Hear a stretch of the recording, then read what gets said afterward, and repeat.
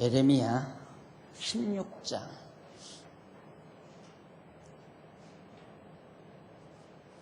예레미야 16장 아마 14절 하다가 맞죠? 네.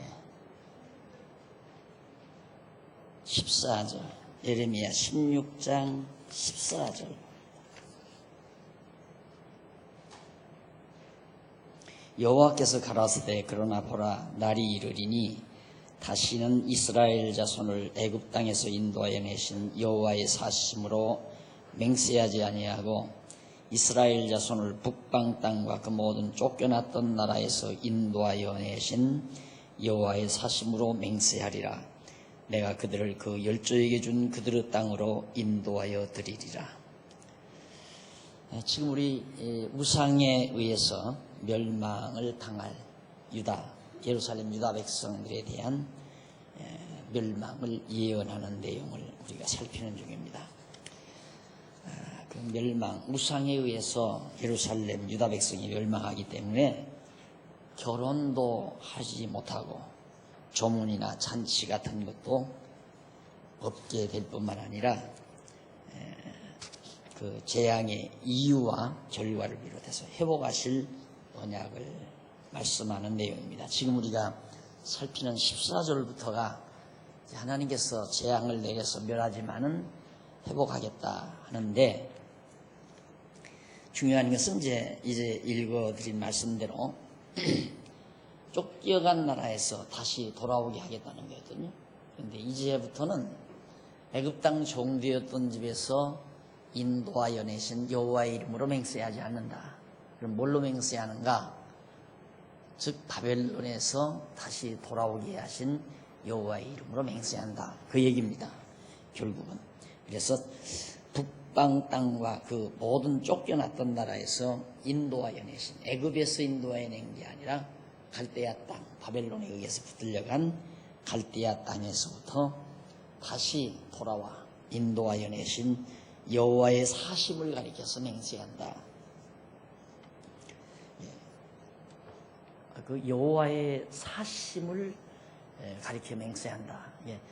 여호와 하나님이 눈으로 보이지 않지만은 살아계시다는 이 사실, 이걸 애굽에서 인도하여 낼 때도 확인했을 뿐만 아니라 지금 바벨론 갈대아 땅에 흩어졌을 전 백성들을 인도하여 내심으로 여호와 하나님이 살아계시다라는 사실을 확인해 주는 내용입니다. 그런 여호와의 사심으로 이제 맹세하도록 하나님께서 해주겠다. 반드시 애굽에서 갈대아 땅에서 이스라엘 백성들, 유다 백성들을 돌아오게 하시겠다는 얘기거든요.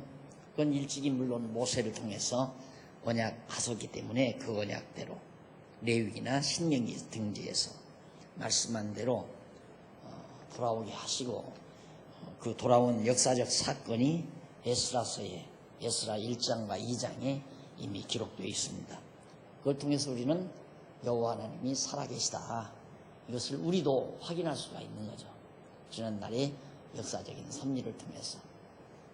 그러니까 하나님께서 무슨 다른 경전들처럼 청산유수처럼 이렇게 가르치는 말로 가르치는 거, 공자나 그다음 불교에서 가르치는 그런 가르침 내용, 석가의 가르침, 이론적인 가르침이죠. 그런 가르침뿐이라면 기독교도 별 볼일 없었을 거예요. 그런데 기독교는 가르침, 입으로 가르치는 이론적인 가르침뿐만 아니라 실제 역사상 하나님께서 섭리하신다는 사실을 더 강조하고 있는 겁니다. 그러니까 하나님께서 말씀하시고 언약하시고 그 언약대로 반드시 역사 속에서 사실로 이루어 가신다. 그걸 통해서 이제 여호와 하나님이 사심으로 맹세하도록 하겠다 하는 얘기죠. 그 다음 이제 16절로 21절 나오는데요. 16절 5451페이지 중간에 보시면 백성의 죄악을 갚으실 것과 이방이 돌아올 것을 예언해 주고 있습니다. 백성의 죄악을, 그 죄악이란 우상을 섬긴 죄를 말하는 겁니다. 우상을 섬긴 죄. 에레미야 선지자가 어부와 포수, 그러니까 16절로 18절에 보면 어부와 포수 같은 대적으로 백성의 죄악을 배나 갚으실 언약을 예언합니다. 어부나 포수, 총을 쏘아서 새나 짐승을 잡는 포수 같은 그런 잔인한 대적들로 결국 유다 백성의 죄를 갚아버리겠다. 여호와께서 가라사대 16절 보라 내가 많은 어부를 불러다가 그들을 낮게 하며 그 후에 많은 포수를 불러다가 그들을 모든 산과 모든 작은 산과 아멸에서 사냥하게 하리니 내 눈이 그들의 행위를 감찰하므로 그들이 내 얼굴 앞에서 숨김을 얻지 못하며 그들의 죄악이 내 목전에서 은폐되지 못함이라. 결국 어부가 고기를 낚듯이 유다 백성들을, 예루살렘 유다 백성들을 전부 그물로 낚겠다. 그리고 이제 다른 지역으로 도망쳐서 어디 산이나 토굴 같은데 숨어있는, 피해 있는 자들은 포수와 같은 대적들을 통해서 이제 다 사로잡아 멸하겠다. 왜냐하면 하나님이 그들의 죄악, 하나님 여호와를 잊어버리고 우상을 섬긴 죄악을 하나님이 보셨기 때문에 그 죄를 갚기 위해서 그런다라는 얘기입니다. 물론 이것도 이미 모세 때에 우상 섬기며 살 것이 그대로 이루어진 것들이죠. 그 다음 이제 19절로 21절에 보면 52페이지, 5452페이지 중간에 19절로 21절에는 뉘우치고 돌아올 이방 족속에게 여호와의 알게 하실 언약을 예언하고 있습니다. 이방 민족들로 하여금 여호와를 알게 하겠다. 여호와 하나님을 이방 민족으로 하여금 알게 해서 구원해 주겠다 하는 얘기죠. 이런 것들은 바로 우리 이방인 구원에 대한 하나의 모형으로 잘 나타나는 내용입니다. 자, 19절 한번 보십시다. 19절을 보면 여호와 나의 힘, 나의 보장, 환난 날의 피난처시여 열방이 땅 끝에서 주께 이르러 말하기를 우리 열조의 계승한 바는 허무하고 망탄하고 무익한 것뿐이라. 그러니까 이방인들이 말하기를 열조들, 조상들이 자기네들에게 물려준 그 우상, 이런 것들은 다 허무하고 허탄한 것들이더라 하는 얘기예요. 쓸모가 없는 것들이더라. 그러면서 인생이 어찌 신 아닌 것을 자기의 신으로 삼겠나이까 하리이다. 여호와께서 가로되 보라 이번에 그들에게 내 손과 내 능을 알려서 그들로 내 이름이 여호와인 줄 알게 하리라. 이방인들로 하여금 하나님의 이름이 여호와인 줄로. 왜? 어떻게 해서? 언약대로 이스라엘 유다 백성들을 예루살렘에서 다시 돌아오게 함으로 이방인들이 와 정말 저들이 섬기는 이스라엘 백성 유다 자손들이 섬기는 그 하나님은 언약대로 이루시는 여호와시구나 하고 그렇게 여호와임을 알게 하시겠다 이런 얘기입니다. 결국은 이런 내용만 보아도 하나님께서 역사를 섭리하시는 모든 섭리의 궁극적인 목적은 하나님 당신이 여호와라는 사실을 인생들로 하여금 깨달아 알게 하려는 거예요. 최종 목적이. 이 결국 우리가 이 세상에 사는 목적도 하나님을 여호와로 알게 하는데, 아는데 목적이 있는 거고, 하나님도 이 세상 역사, 우리 인류 역사를 펼쳐가시는 것도 당신 전능하신 하나님이 언약대로 이루시는 여호와이심을 알게 하기 위해서. 그래서 이방인들에게까지라도 여호와를 알게 하겠다. 여호와를 알아야 여호와 찬양이 나올 거 아닙니까? 할렐루야라는 찬양이. 그것이 21절까지 소개된 내용입니다. 자, 그 다음 넘어가서 17장 봅니다. 54페이지 17장. 멸망에 의한 결과를 예언합니다. 결국 예루살렘 유다 백성들이 멸망당한 그 결과, 멸망에 의한 결과가 어떠한가, 그걸 17장에서 말해주는데, 1절로 4절은 우상을 섬긴 죄로 인해 대적을 섬기게 하시겠다.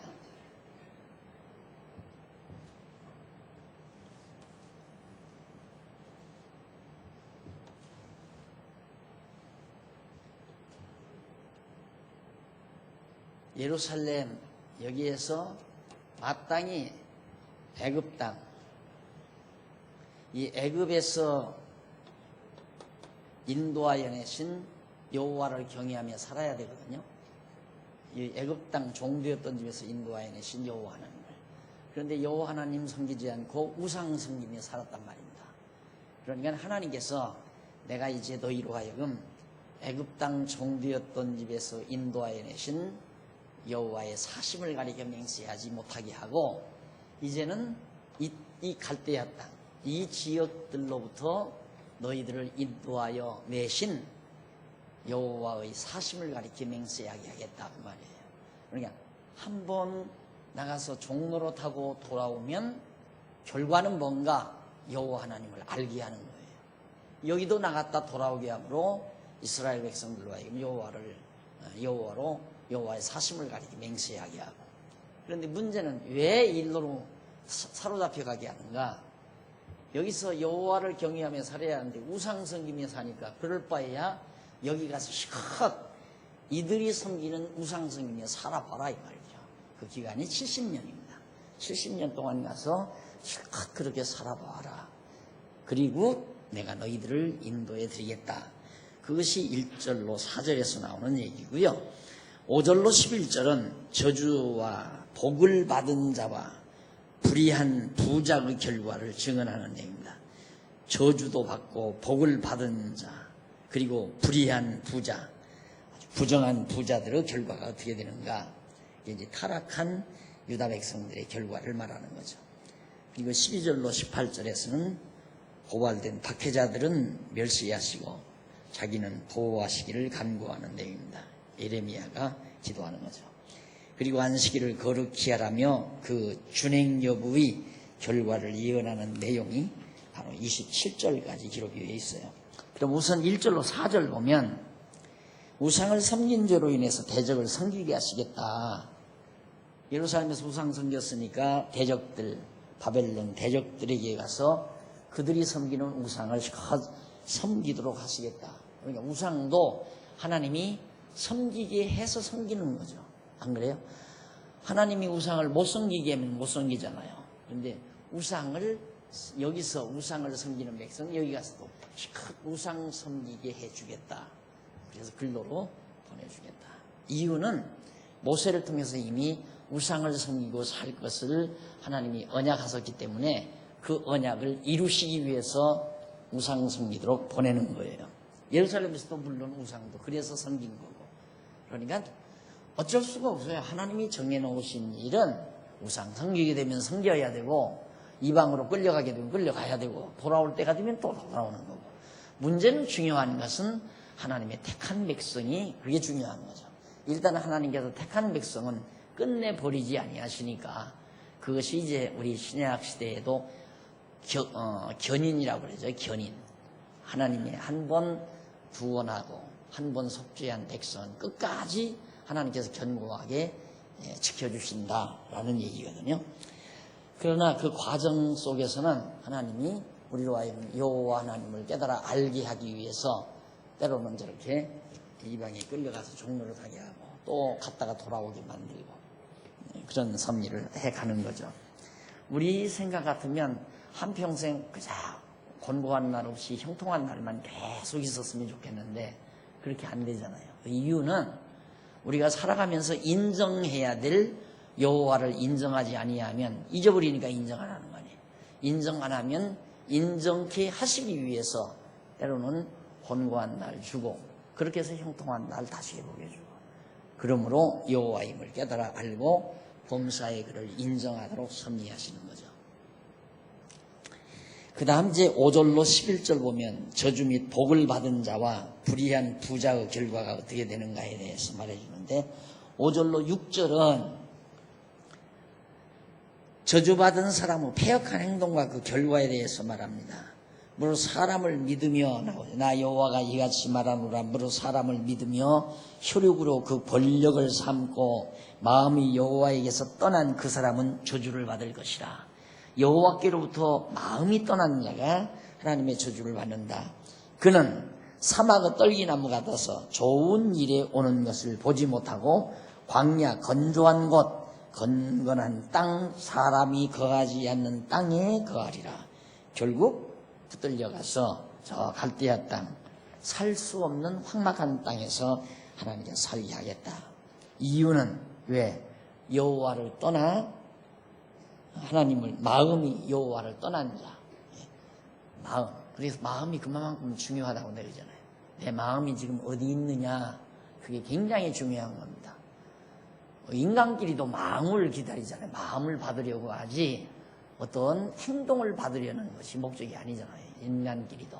자식들의 효심을 기다리는 부모도 자식들의 그 효성스러운 마음을 받는 거지 사오는 선물을 받는 게 부모가 아니지 않습니까? 하나님도 우리의 마음을 중요하게 생각하는데 문제는 내 마음을 내가 속이게 되면 내가 괴로울 수밖에 없죠. 내 마음을 내가 속이게 되면 내 마음 내가 스스로 속이지 않을 때 하나님 여호와를 진심으로 마음으로 인정할 때 내 마음에 진정한 평안이 오지 입술로만 여호와 여호와 인정하면 마음은 온갖 근심, 걱정, 염려, 시기 질투로 가득 차 있는 결과가 되어지는 겁니다. 결국 내 마음이 괴롭다는 것은 여호와 인정 안 한다는 얘기거든요. 그 다음 7절로 8절은 복받은 사람의 신앙적 태도, 복받은 사람의 신앙적 태도는 어떠한가? 그러나 무릇 여호와를 의지하며 여호와를 의리하는 그 사람은 복을 받을 것이라고 그렇게 말씀하셨는데 여기 의지라는 말, 의지한다고 나오잖아요. 그런데 그것이 미우타흐라는 말이에요. 피난처, 안전 그런 말. 의지 이 말은 그냥 나에게 모든 위험이 몰려올 때 나를 보호해주는 피난처로 여호와를 아는 자. 그리고 여호와를 경외하는 그것이 가장 안전하다고 느끼는 그게 바로 의지한다고 그렇게 번역이 된 겁니다. 그러니까 여호와가 우리의 피난처시요 우리의 의지시라.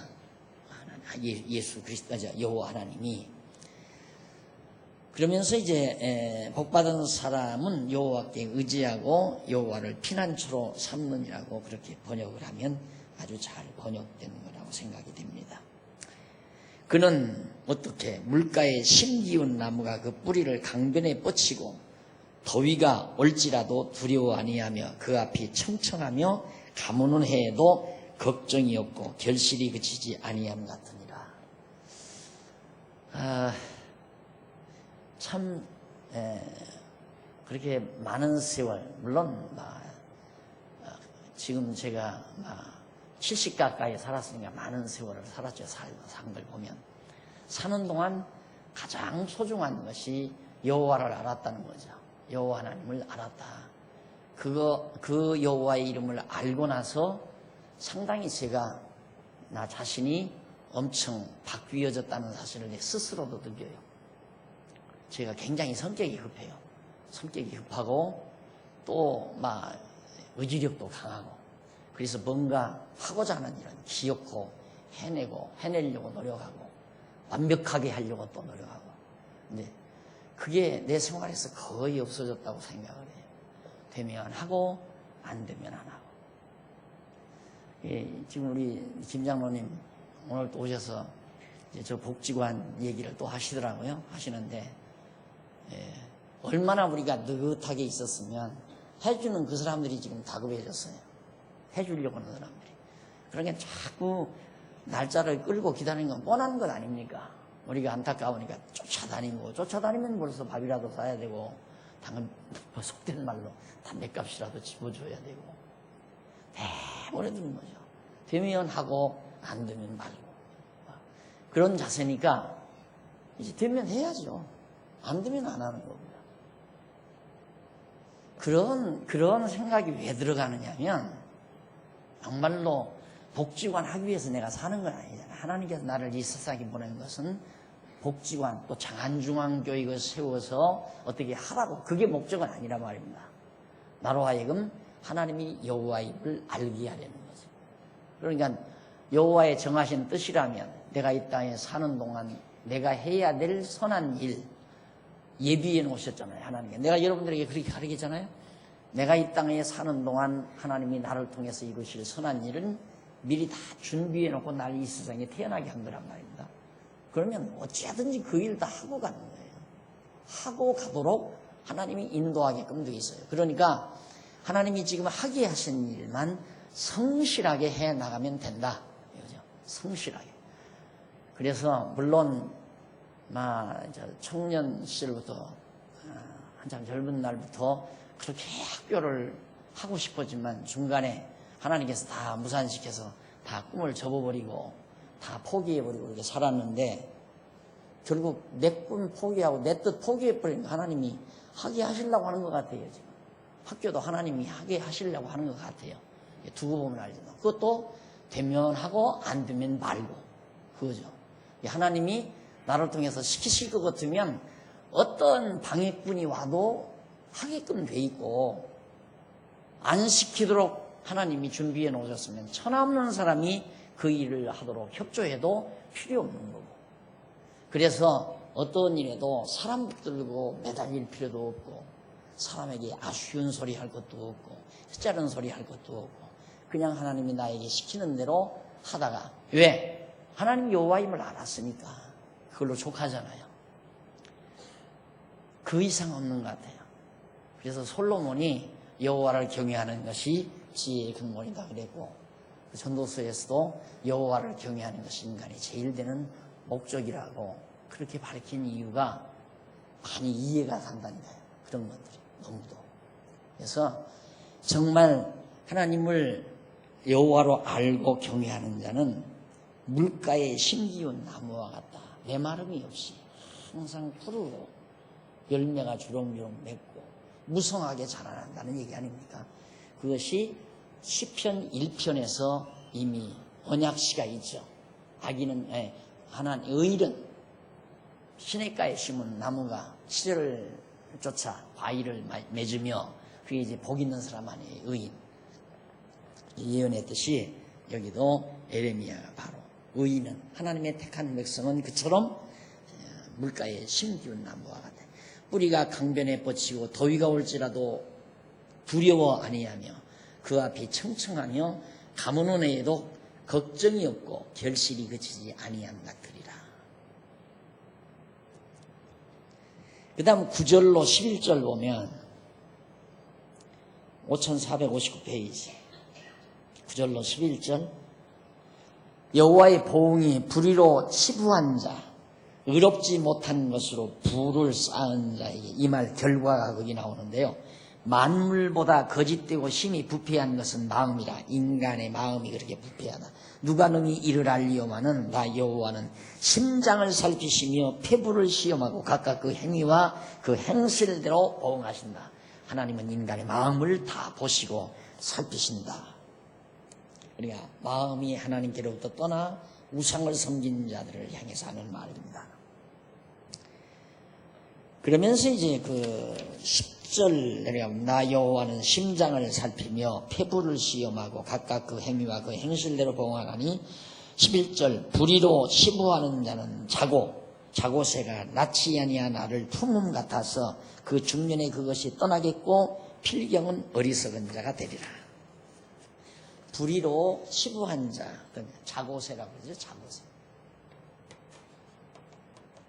이 자고새의 특성은 자기 알이 없다는 얘기겠죠. 자기 이 알을 품을 때가 되면 남의 알을 도둑질해 와요.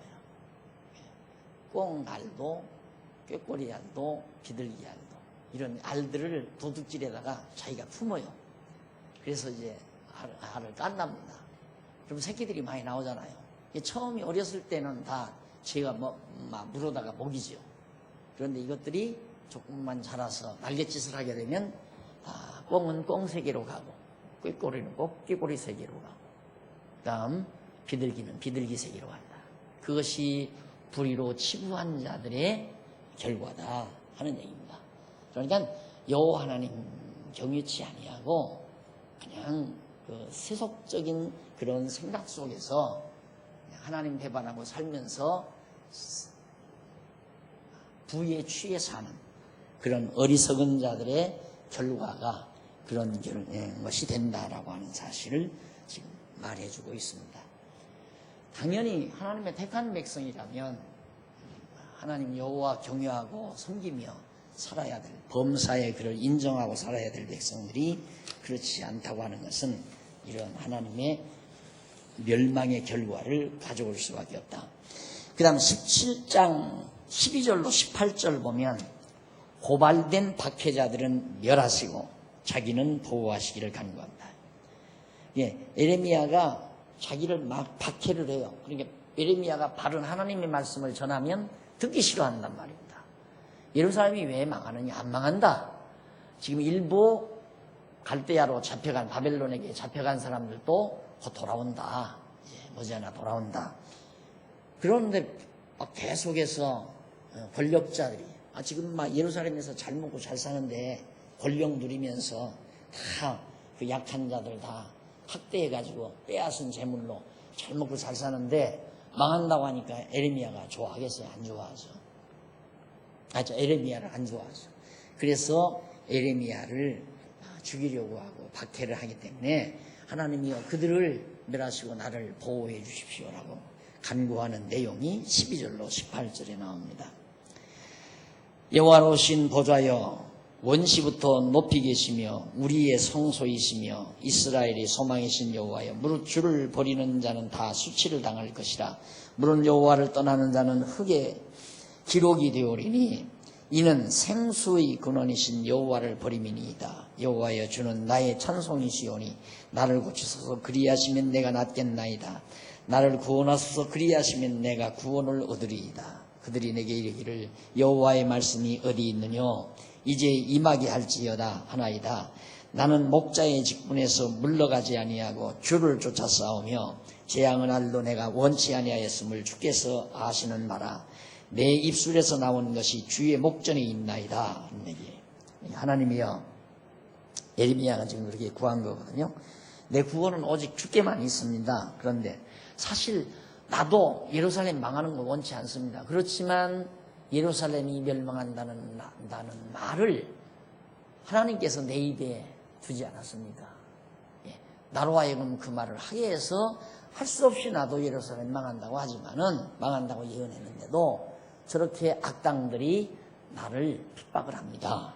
하면서 나를 붙들어 달라고 에레미야 강구하는 거예요. 17절 주는 내게 두려움이 되지 마옵소서. 재앙은 아래 주는 나의 피난처시니이다. 나를 받게 하는 자로 수욕을 당케 하시고 나로 수욕을 당케 마옵소서. 그들로 놀라게 하시고 나로 놀라게 하옵소서. 재앙은 나를 그들에게 임하게 하시며 배나 되는 멸망으로 그들을 멸하소서. 자, 선지자가 그처럼 올바른 하나님의 말씀을 전하고 핍박을 당하고 고난을 당하죠. 그건 참 선지자로 오실 예수 그리스도께서 당하실 고난에 대한, 악당들에게 당하실 고난에 대한 한 모형이요 예표로 볼 수 있습니다. 자, 그리고 이제 그 내용 중에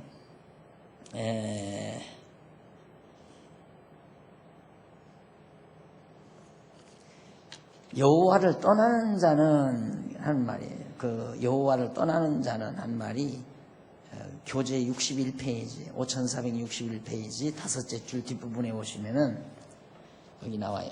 여호와를 떠나는 자, 그 말이 12절? 네, 13절. 이스라엘의 소망하신 여호와의 무릇 주를 버리는 자는 다 수치를 당할 것이라. 무릇 여호와를 떠나는 자는 흙에 기록이 되오리니, 여기서 여호와를 떠나는 자라고 나오는데 사실 그 여호와를 떠나는 자는 나를 떠나는 자들은 이라고 번역이 돼야 돼요. 그리고 흙에 기록하오리니 라는 말은 땅의 이름이 기록된다는 뜻입니다. 따라서 본문은 이스라엘의 소망이신 여호와여 주를 버리는 자들은 다 수치를 당할 것이며 나를 떠나는 자들은 땅에 기명이 되오리니 이는 생수의 근원이신 여호와를 버림이니다라고 번역이 돼야 됩니다. 그러니까 결국 여호와를 버리는 자는 대적에게 패망을 당하고 예레미야 선지자가 전하는 예언의 말씀을 듣지 않고 멀리 떠나는 자, 예레미야를 반역하는 자들은 하늘의 생명록이 아닌 땅에 그 이름이 기록이 된다. 멸망당한다는 얘기죠. 그러니까 여호와를 떠나는 것이 아니라 예레미야 선지자의 예언을 듣지 아니하는 자를. 자, 넘어갑니다. 17장 19절로 27절. 63페이지에 나오죠. 안식일을 거룩히 하라며 그 준행 여부 결과를 예언합니다. 근데 19절로 23절은 물론 안식일을 거룩히 하라면서 거역한 사실을 지적하신 말씀을 증언해요. 거기 보면 너는 여호와께서 내게 이같이 말씀하시되 너는 가서 유다 왕들을 출입하는 평안의 문과 예루살렘 모든 문에 서서 무리에게 이르기를 이 문으로 들어오는 유다 왕들과 유다 모든 백성과 예루살렘 모든 거민 너희는 여호와의 말씀을 들을지어다. 여호와께서 이같이 말씀하시되 너희는 스스로 삼가서 안식일에 짐을 지고 예루살렘 문으로 들어오지 말며 안식일 범하지 말라 이 말이죠. 22절 안식일에 너희 집에서 짐을 내지 말며 아무 일이든지 하지 말아서 내가 너희 열조에게 명함같이 안식일을 거룩히 할지어다. 23절 그들은 청종치 아니하며 귀를 기울이지 아니하며 그 목을 굳게 하여 듣지 아니하며 교훈을 받지 아니하였느니라. 하나님께서 다 그렇게 안식일 거룩하게 지키라고 했어도 다 거역하고 말았다라는 사실을 지적합니다.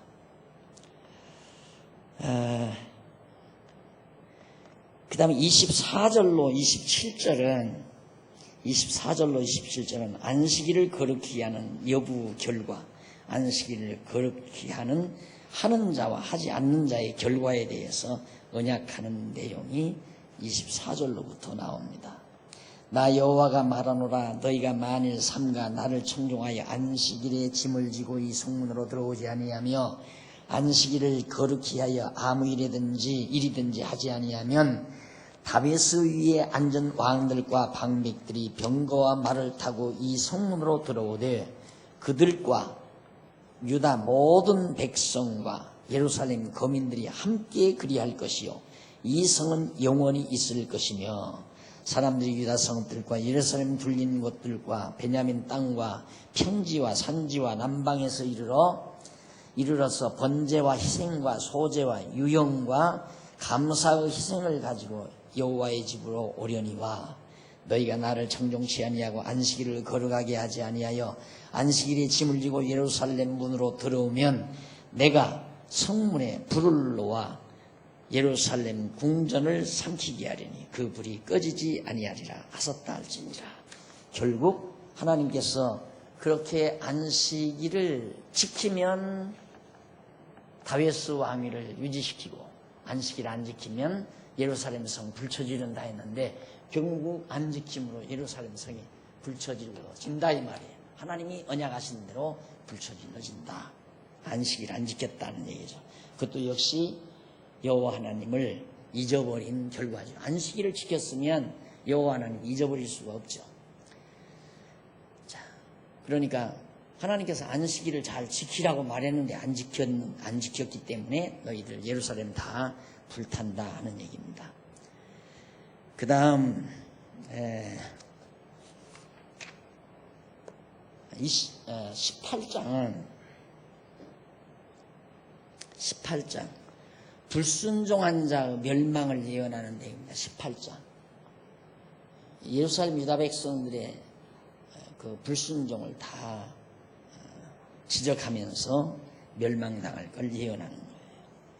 간단하게 정리해 보십시다.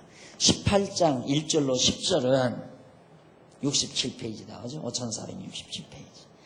토기장이처럼 나라의 존망을 주관하신 과거사를 증언합니다. 토기장이처럼 나라의 존망, 존재와 패망을 하나님이 주관하셨던 지난날. 한번 읽어볼 만하죠. 1절 여호와께로부터 에레미야에게 임한 말씀에 가라사대 너는 일어나 토기장이의 집으로 내려가라. 내가 거기서 내 말을 내게 들리리라 하시기로 내가 토기장이의 집으로 내려가서 본즉 그가 농로로 일을 하는데 진흙으로 만든 그릇이 토기장이의 손에서 파상하매 그가 그것으로 자기 의견에 선한 대로 다른 그릇을 만들더라. 때에 여호와의 말씀이 내게 임하니라 가라사대 나 여호와가 이르노라 이스라엘 족속아 이 토기장이의 하는 것 같이 내가 능히 너희에게 행하지 못하겠느냐? 이스라엘 족속아 진흙이 토기장이의 손에 있음 같이 너희가 내 손에 있느니라. 내가 언제든지 어느 족속이나 국가를 뽑거나 파하거나 멸하리라 한다고 하자. 만일 나의 말한 그 민족이 그 악에서 돌이키면 내가 그에게 내리기로 생각하였던 재앙에 대하여 뜻을 돌이키겠고 내가 언제든지 어느 민족이나 국가를 건설하거나 삼키리라 한다고 하자. 만일 그들이 나 보기에 악한 것을 행하여 내 목소리를 청종치 아니하면 내가 그에게 유익히 하리라는 선에 대하여 뜻을 돌이키리라. 여기 하나님께서 토기장이가 일하는 곳으로 예레미야를 인도해 가서 보니까 토기장이가 진흙한 덩어리로 그릇을 만들었다가 마음에 안 들으니까 확 다 망가뜨려서 다른 것을 또 만든다 이 말이에요. 그때 딱 하나님께서 예레미야에게 말씀하는 겁니다. 너 지금 토기장이 하는 거 못 보느냐? 토기장이도 저렇게 진흙한 덩이로 자기 마음대로 이렇게도 만들고 저렇게도 만드는데 내가 왜 이 세상 모든 나라들을 내 마음대로 못하겠느냐? 내 마음대로 내가 다 한다. 그들이 나를 잘 경외하면 내가 그들을 정말 형통한 일로 인도하고 나를 거역하고 나를 배반하면 내가 그들을 흉악한 일로 어두운 일로 인도한다. 그런 얘기거든요. 그렇게 뜻을 돌이키겠다 하는 얘기입니다. 그래서 거기 뜻을 돌이킨다는 그 말, 그게 매우 좀 우리들이 정리를 해야 되겠죠. 5468페이지 거기 내려가 보면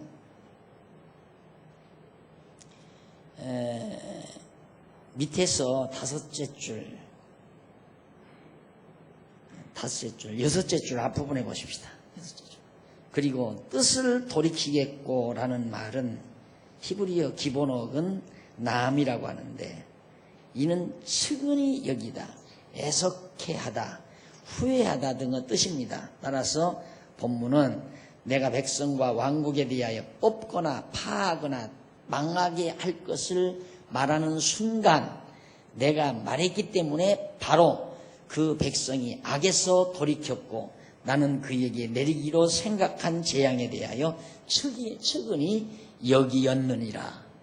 그렇게 여겼다 이 말이에요.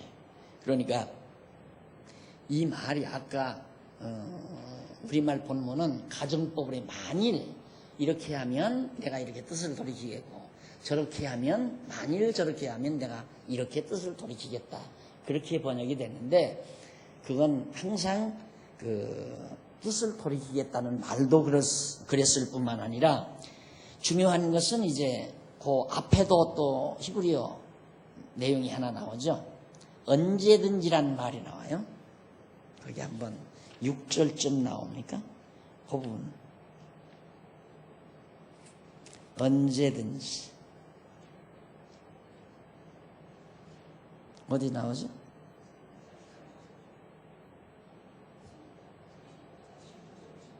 네? 7절. 네. 내가 언제든지 너희 민족이나 국가를 뽑거나 파하거나 멸하리라 한다고 하자. 근데 이 언제든지란 이 말, 그 언제든지란 말이 68페이지 밑에서부터 12번째 줄 중간에 나오죠. 그러죠? 12번째. 맞습니다. 12번째. 중간에 나오는데 여기 언제든지라는 말은 히브리 원문으로 레가라고 해요.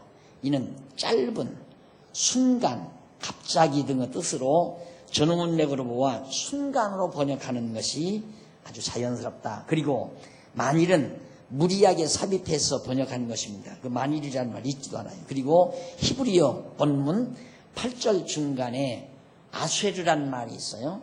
라고 하는데 관계대명사가 있는데 이는 뭐뭐한, 뭐뭐 때, 뭐뭐 때문에 이런 등으로 번역이 돼야 됩니다. 그래서 전후문맥으로 보아서 때문에로, 뭐뭐 때문에로 번역이 돼야 되는데 돼야 되고, 아까 뜻을 돌이키라는 말은 측은히 여기다, 애석하게 여겼다라는 말로. 그래서 이제 밑에서부터 네 번째 줄 중간, 제가 번역한 겁니다. 번역을 다시 한 건데, 내가 백성과 왕국에 대하여 뽑거나 파하거나 망하게 할 것을 말하는 순간, 하나님께서 멸망시키겠다, 뽑아내겠다, 이렇게 말하는 그때에 그 순간 내가 말했기 때문에 하나님께서 말함으로 바로 그 백성이 악에서 돌이켰다. 우상을 섬기는 데서 바로 돌이켰다. 악에서 돌이켰고 나는 그에게 내리기로 생각한 재앙에 대해서 측은히 여기었느니라. 과거 그렇게 했다. 히스기야 왕 때도 그랬잖아요. 히스기야 왕 때 막 굉장히 우상을 섬기고 했을 때 하나님께서 멸망한다고 하니까 히스기야가 하나님 앞에 엎드려 기도하고 히스기야가 종교개혁을 단행하고 그래서 하나님이 또 용서해주고 과거에 했던 일을 하나님께서 말씀하는 거예요. 그러니까 하나님이 이랬으면 이러면 이렇게 하고 저러면 저렇게 한다는 원리적인 얘기를 한 게 아니라 과거에 하나님께서 그렇게 해오셨던 일을 얘기하는 거라는 얘기입니다. 그러니까 만일 이러면 하나님이 이렇게 하고 만일 저러면 이렇게 한다. 그게 아니고 과거에 하셨던 일을 말씀하는 내용이다. 그래서 그 내용을 그렇게 이해하시면 됩니다. 그리고 이쪽 69페이지 5469페이지 위에서 두 번째 줄, 내가 언제든지 어느 민족이나 국가를 건설하거나 심으라고 한다고 하자 만일 그들이 나 보기에, 거기도 만일 나오죠. 보기에 악한 것을 행하여 내 목소리를 청종하지 아니하면 내가 그에게 유익해 하리라 한 선에 대하여 뜻을 돌이키리라고 하신 말씀 증언했죠. 이 내용 역시 앞문장과 같아요. 앞문장과 같이 내가 백성과 왕국에 대하여 건설하거나 심는다고 말하는 순간 그들은 내 목소리를 청종치 아니하고 다 나 보기에 악한 것을 행하였으며 나는 그들에게 유익해 하려고 말한 좋은 일에 대해서 애석하게 여겼다. 정말 하나님께서 좋게 해주려고 그랬는데 그만 그들이 악하게 하기 때문에 애석하게 여겼다. 그래서 그때 당시 많은 재앙을 당하죠. 히스기야 왕 이후에 므낫세가 또 부패하잖아요. 우상 다 히스기야 왕이 다 없애버렸던 우상들을 다시 갖다 세우고 이럴 때 또 하나님이 그 나라에 그 남쪽 유다 백성에게 많은 고통을 줍니다. 그래서 급기야는 하나님께서 모세에게 언약한 대로 이들을 완전히 갈대아 지방으로 다 뽑아 옮기시겠다는 얘기죠. 이 과거 얘기를 다 하시는 얘기입니다. 그 다음 18장 11절로 17절 백성의 교만과 가증함을 책망하면서 멸하실 것을, 그렇게 하나님이 교훈하면서 왔는데도 끝내 이스라엘 백성들은 예루살렘에서 우상을 섬기기 때문에 결국은 멸한다. 그 얘기예요.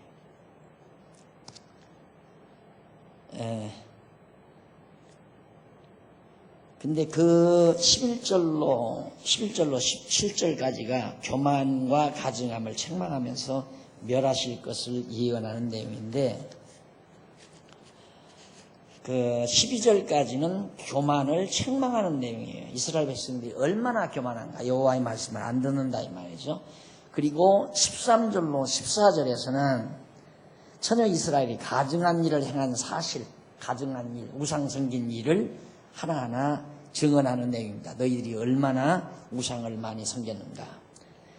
너희는 누가 이러한 일을 들었는가? 열방 중에 물어보라. 처녀 이스라엘이 심히 가증한 일을 행하였도다라고 질책하신 여호와의 말씀을 증언했는데, 여기 누가 이런 일을 들었는가? 라고 하는 말. 누가 이런 일을 들었는가? 미샤마 카에레흐란 말이에요. 네, 이는 누구냐면, 이는 누가 그와 같이 말했는가? 이렇게. 누가 그와 같이 말했는가? 이렇게 번역이 되면 쉽게 이해가 되는 말입니다. 그 정도 정리하고요. 넘어가십시다. 15절로 17절, 72페이지. 15절로 17절에 보면 여호와께서 패역한 백성을 멸하시고 돌아보지 아니하실 것을 예언합니다. 난 절대 이제 돌아보지 않겠다. 너희들을 다 멸한 다음에. 왜 그러냐면 70년 동안 바벨론에 흩어져서 살아야 되기 때문에요. 그래서 여기 보면 대저 내 백성은 나를 잊고 허무한 것에게 분향하거니와 이러한 것들은 그들로 그 길 곧 그 옛길에서 넘어지게 하며 곁길 곧 닥지 아니한 길로 행케 하여 그들의 땅으로 놀랍고 영영한 취소가 되게 하리니 그리로 지나가는 자마다 놀라서 그 머리를 흔들리라 라고 그렇게 예언을 하는 내용이 거기 나옵니다. 이건 망한다는 얘기거든요. 이렇게 멸망당하는 이유는 그 모세 때 이미 예언된 대로 그대로 이루어질 것이고 또 역사상 실제로 이루어졌고요. 자, 그 다음 18절로 23절 73페이지 대적자에게 건져주시고 그들을 멸하실 것을 간구하는 대적자에게서 멸해주시고 그러니까 이 바벨론 여기서 우리를 건져내 주시고 이들을 멸하십시오라고 에레미야가 구하죠. 그렇게 구하는 이유는 이미 하나님께서 분명히 너희들 잡혀가지만 70년 후에는 다시 돌려오겠다고 하나님이 언약하셨기 때문에 그 언약을 근거로 에레미야 선지자는 하나님이여 우리를 저 대적 멸하고서 그 대적으로부터 우리를 건져주십시오라고 간구하는 내용입니다. 자, 이렇게 해서 18장까지 여러분에게 모두 다 정리를 해드렸습니다. 다음 시간에는 19장부터 20장까지 멸할 것을 예언하면서 에레미야가 탄식하는 거듭 예루살렘이 멸망당할 것을 예언하면서 탄식하는 그런 내용을 우리가 19장과 20장에 살펴보려고 하고 오늘 강의 여기서 마무리합니다. 기도하십시다. 자비하신 아버지 하나님 은혜를 감사드립니다. 하나님께서는 온 우주 만물을 비롯해서 이 세계 만방 모든 역사를 정하신 뜻 따라 마음대로 주관하신다는 전능하신 하나님의 능력을 저희들이 다시 한번 확인했습니다. 하나님 아버지여 토기장이가 진흙 한 덩어리로 자기 마음대로 그릇을 만들고 때려 부수기도 하시듯이 하나님께서 이 천하 모든 나라들을 마음대로 주관하시며 섭리하신다는 놀라운 사실을 에레미야 선지자를 통하여 이스라엘 백성에게 예언해 주었지만 그들은 듣지 않고 결국은 바벨론에게 사로잡혀 가게 되는 사실을 저희들이 살펴봤습니다. 강팍한 저들의 생활을 우리들이 거울 삼아서 우리들의 목을 곧게 하지 말게 하시고 범사의 하나님 여호와 인정하면서 범사의 그를 경외하며 살아가는 슬기와 지혜를 우리 모두에게 허락해 주시옵소서. 어두운 밤길을 돌아갑니다. 주 안에서 다시 만날 때까지 주의 평강이 저희와 함께 하시고 저희 가정 위에도 평안의 영이 함께 하시옵시기를 비오며 예수님의 이름으로 기도드립니다. 아멘.